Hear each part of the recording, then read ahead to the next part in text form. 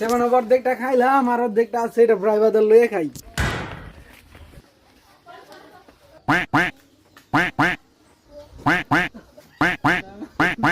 আসেন।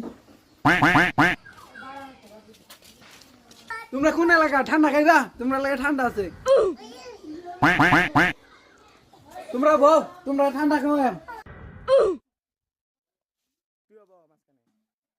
কেউ উড়াউড়ি করে না, তোমরা সমান ভাইবা, সমস্যা নাই, অনেকটা আছে।